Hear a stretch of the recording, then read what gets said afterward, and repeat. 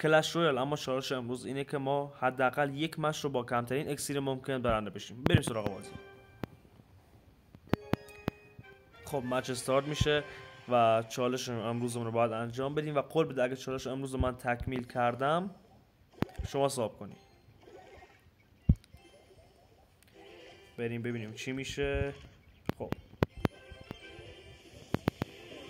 اینجا بعد موقع گذاشتم اینو، ولی خب اشکال نداره. خب ببینیم چی میشه. متنفرم از ایکس با متنفرم. با اینجا منتظر بمونیم ایکس بو سگ بمیره. اینو بزن فعلا.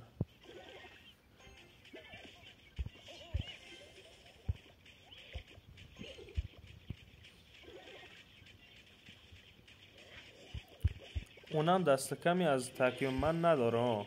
اونم ترکیب آنچنان. اوه بد شد.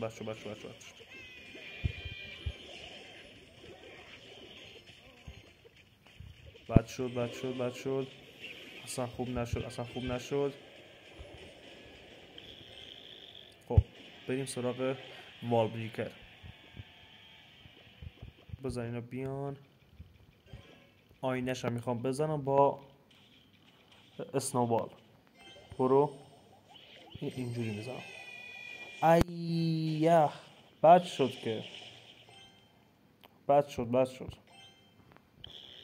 اب نره، ما امیدون اصلا از دست نمیدیم. ادامه میدیم بازی رو. بازی هنوز ادامه داره. خب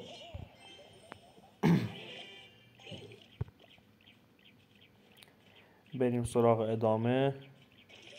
اینجا باز اون خار چیزو گذاشت. این هم بزن همینجوری.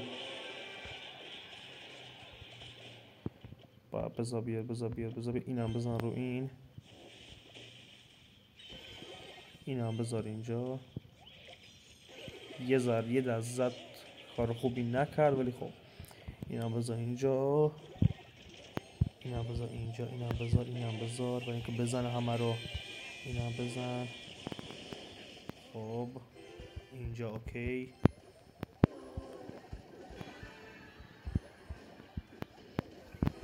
اینو بزن ببینیم شاید هیچی نذاشت. بی غیرت. امنر اوکی. فعلا ما جلوییم. قول داریم دیگه اگه دستو ببرم ساب میکنیم. بریم سراغ ادامه. چون واقعا ترکیب خوبی هم نچیدم، به خاطر همین دیگه این ترکیب سبک و داغون خدا وکیلی. ولی ما این چیزا حالیمون نیست. اینو بزن اینجا. اینم بزن اینجا. اینم بزن. ایول. خوبه. خیلی افتادیم جلو. بریم که این دست رو وین کنیم و روی همه رو با کمترین اکسیر ممکن کم کنیم. بریم سراغ اینم بزنیم و اینم بزنیم. یارو تسلیم شد. اصلا تسلیم شد. وین. به. اینم از چالش امروز. چالش بعدی میخواین چی باشه حتما تو کامنت ها بهم بگین که من واسهتون انجام بدم و ویدیوشو آپلود کنم. مرسی که تا اینجای ویدیو تماشا کردین. لایک و سابسکرایب فراموش نشه. قربون شما.